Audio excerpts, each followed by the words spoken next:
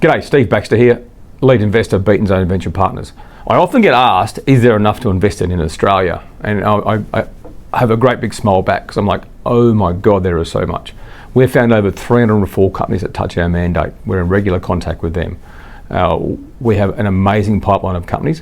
We have our own dedicated deal scout who races around Australia and turns over all the rocks and discovers what the new investments are.